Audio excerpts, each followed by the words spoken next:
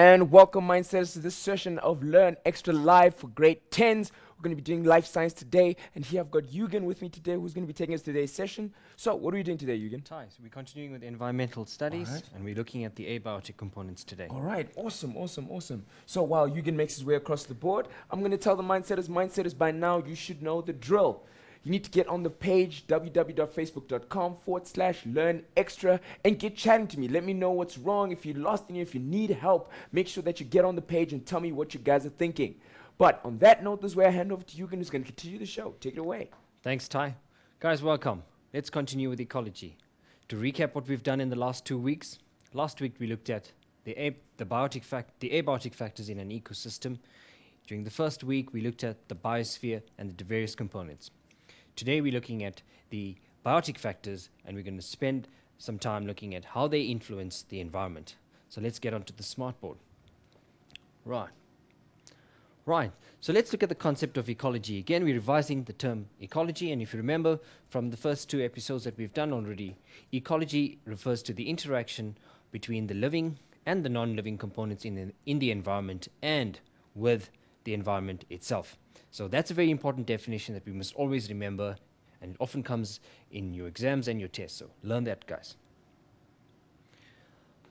Last week, we looked at the abiotic components in an ecosystem, and just to recap again, we said that the abiotic components refer to the non-living components in an ecosystem, and these included the soil,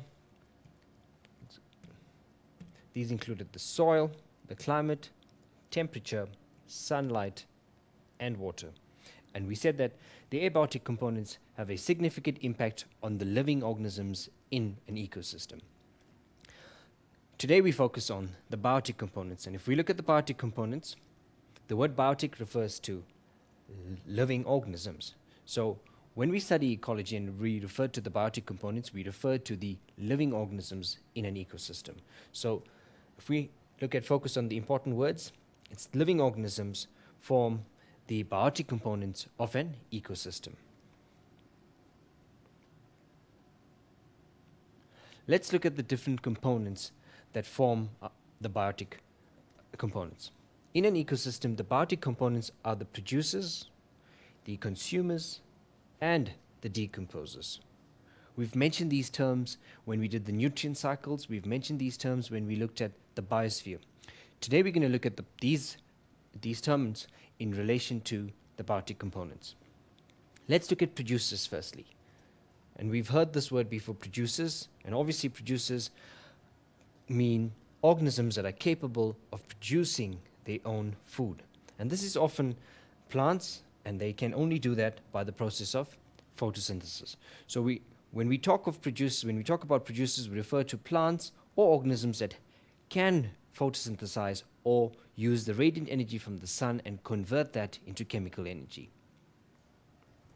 These organisms are known as the autotrophs. Auto is broken up into 2 words. Auto meaning self, and trophs refer to their trophic level. So these organisms are capable of manufacturing food by themselves. Any organism that cannot manufacture its own food is referred to as a heterotroph, or they're also known as consumers. So we can broadly classify the biotic components into 2 groups, the autotrophs and the heterotrophs, or we can call them the producers and the consumers. Let's look at the producers or the autotrophs in further detail. All living organisms need energy, and that energy comes indirectly from the sun. Autotrophs are capable of utilizing radiant energy and converting that into chemical energy by the process photosynthesis. So we said that all living organisms need energy to perform their life processes. And these organisms will get their energy from the sun. Green plants are all capable of photosynthesizing, and hence they can convert radiant energy from the sun into chemical energy, which we know as glucose or starch. Okay, and these are stored in the plant, which subsequently feeds other organisms in an ecosystem.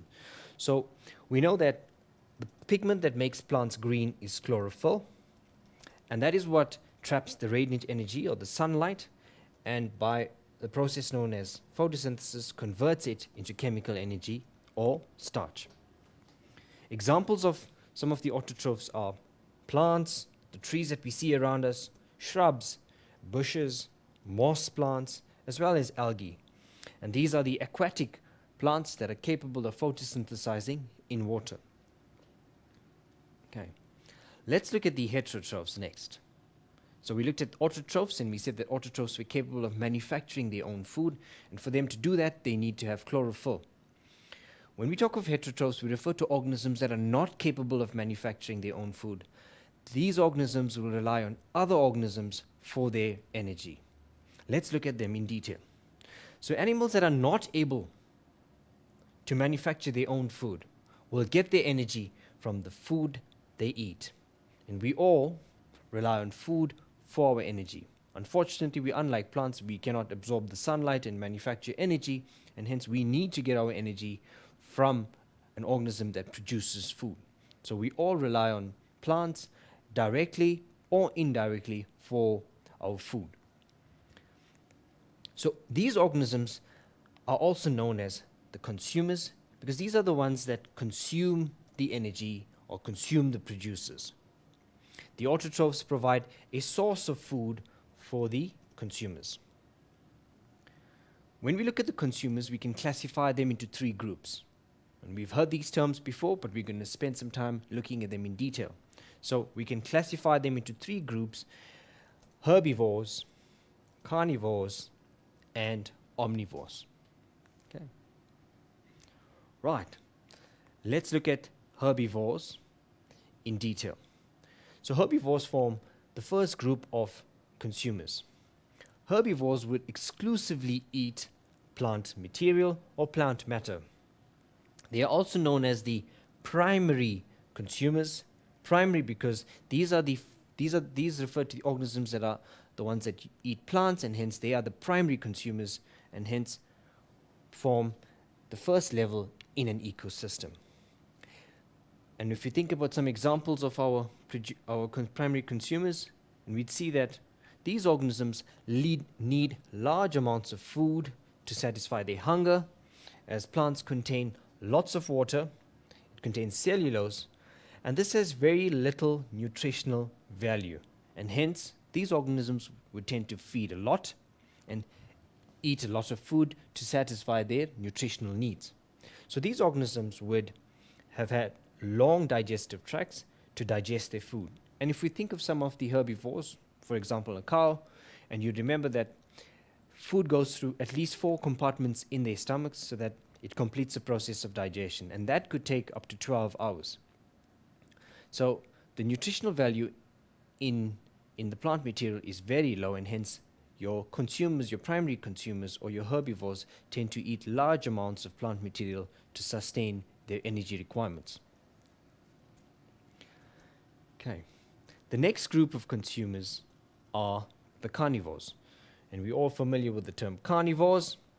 Carnivores refer to flesh eaters, organisms that would eat other animals or feed off meat exclusively. These organisms feed on the primary consumers. They rely on the primary consumers.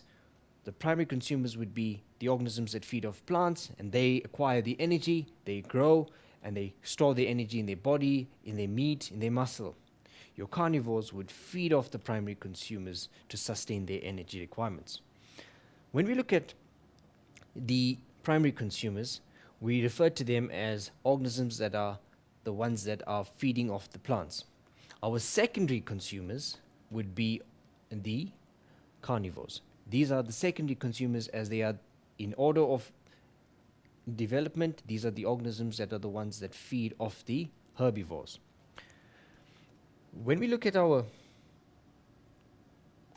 carnivores, they have a short digestive tract, and the simple reason behind this is that the food that they eat has a high nutritional value, higher than plant material, and hence they do not need to eat as much as herbivores do, so that they can sustain themselves. Okay, so if we look at some examples of our carnivores, we know that there are many insects that are carnivorous, there are birds that are carnivores, reptiles that feed off exclusively meat, there are fish as well, and many mammals that are capable of that eat exclusively meat. And this is one classical example that we all know of, and we wouldn't mess around with the lions when we get out into the wild. The third group of our consumers are, or heterotrophs, are the omnivores. And we all probably have referred to this term at some stage. Some of the secondary consumers eat both plant and animal matter, and hence we refer to an organism that consumes both plant material and animal material or meat as a omnivore. These organisms are known as omnivores because they're capable of eating both plant and animal matter.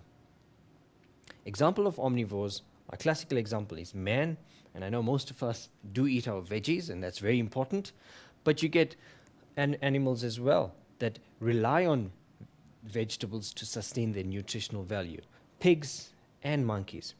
So why is it important to have plant material in our diet? If you think about the bran flakes that we have in the morning, it's got lots of fiber, and that fiber is very nutritional. It helps in the process of digestion, it helps bulk to the intestine, and that prevents us from developing stomach aches and constipation. So we need lots of fiber in our diet, and as much as it's important to have meat, we also need to be conscious about the plant material that we have in our diet. It helps us to be healthy. The next thing we look at is, in an ecosystem, we look at energy flow. And remember that energy is passed on from one organism to the next.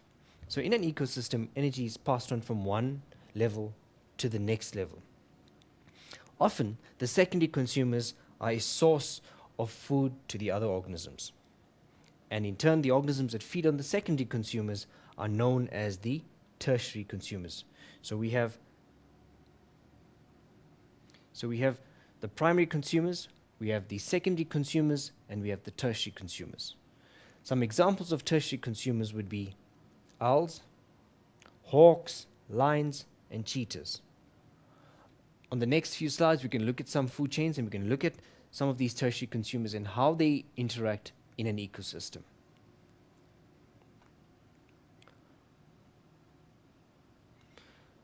Some consumers are also referred to as predators, they're referred to as scavengers. So let's look at what's the difference between a predator and a scavenger. So we know that many animals hunt, and they need to hunt for their food, and that process of hunting is essentially important for them to survive. So animals that hunt for their food are called predators. The examples of predators are the jackals, the owls, yes, lions, lizards, and even spiders, as they will set traps, they will spin their webs and catch other insects, and hence we refer to these as predators. The animals that predators feed on are known as prey, and we know that we often refer to the term as I do not want to fall prey to somebody's prank, and that is where the term prey comes from. Prey refers to the organism that predators would feed on. Okay. The relationship that exists between a prey and a predator is referred to as the prey-predator relationship. And we often will come across this term as we get into grade 11 and 12. When we look at ecology in further detail, we need to understand the relationship between a prey and a predator. The next group of consumers are scavengers. And we've heard of scavengers before. Scavengers basically refer to organisms that feed off the dead prey or the leftovers that predators have left. So your scavengers would be organisms that would feed off dead carcasses, the remains of other organisms that have been left behind by the predators. Examples of some of the scavengers are the jackals, the hyenas, vultures, and even ants. Ants would feed off the remains of other organisms as well. And most important, and we've discussed this before, the decomposers. So what happens when organisms die? They lie around, they eventually decay, and we don't see them after a little while. What causes them to decay? Yes, decomposes. So when animals and plants die, their body decays. And that process of decaying is facilitated or is helped by organisms known as decomposers. So we have many different types of decomposers, but we're going to do a few today. Bacteria and fungi are two examples of decomposers that are capable of breaking down dead plant and animal remains using enzymes. We all have enzymes in our body that have specific functions, and many of these enzymes assist us in digestion. So bacteria and fungi play an important role in the decomposition of organic matter or dead plants and animals using enzymes. We could also refer to decomposers as saprophytes. Now, what does the term saprophyte refer to? So we looked at organisms that are capable of photosynthesizing. We refer to them as autotrophs. Your saprophytes are organisms that cannot manufacture their food but rely on dead decaying material to sustain their nutritional needs. And hence we refer to decomposers as saprophytes. So essentially, a fungus would be a saprophyte. So these organisms, saprophytes, will not be able to break down, manufacture their food, and they rely on organic material for their nutritional, and they break them down into simple inorganic materials that then returns back into the soil. Okay. Let's look at why decomposers are important. During the first few episodes, we looked at the nutrient cycle, and if we look at this nutrient cycle, we see that your decomposers play an important role throughout the ecosystem. They will help to convert producers back into, they will help to decompose producers that are, so the dead dried plants will be decomposed. Also the consumers would be broken down by, we can see that the consumers and the producers both are broken down or decayed via the decomposers, and those inorganic nutrients then return back into the soil to replenish the soil with its nutritional needs. Okay, so we've gone through the different types of organisms in the biotic components. Now we're going to look at the flow of energy in an ecosystem and how energy is passed on from your producers right up to your tertiary consumers. Right. So if we recap and if we look at producers, they rely on radiant energy from the sun, and they're capable of producing food by a process known as photosynthesis.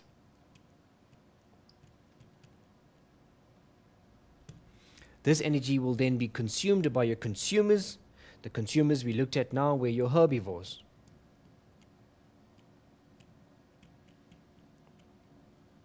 And in turn, herbivores would be consumed by other carnivores, and eventually decomposer would have an impact on all of these organisms, and thus returning the nitrates, the nutrients, back into the soil. Okay. So how do we study energy through an ecosystem? We look at food chains, and we've heard the term food chains before, but let's look at food chains in detail. So let's see what the definition of a food chain is. So food chains will illustrate to us how energy in an ecosystem will flow from one organism to the next. And essentially that is what it shows us. It shows us how the energy is passed on from one organism to the next. If we look at a food chain, it is a set of flow diagrams that shows organisms eating other organisms and in turn being eaten by themselves. And that is how energy is passed on from one level to the next. The position of an organism in an ecosystem is referred to as its trophic level. So we're going to refer to the terms trophic levels in the next few slides. When we refer to the first trophic level, we refer to the organism right at the bottom, and subsequent levels would refer to organisms further up in the food chain. Okay, let's look at some examples of food chains. Thinking before, sorry to jump in there, but I was thinking before we start getting into the food chains, we might want to take a little bit of a break. Because I'm thinking it's a lot of information. Okay, that's Yes. a good idea, Ty. Let's go for a short break, guys. And when we get back, we're going to look at some of these examples. And maybe you guys can look at these slides posted up by Ty, and we can get some questions from you guys. All right, so on that note, Mindsetters, I will be posting up these notes, so make sure that you guys get on the page and let me know what specifically you guys would like me to post. But on that note, we'll see you after this break.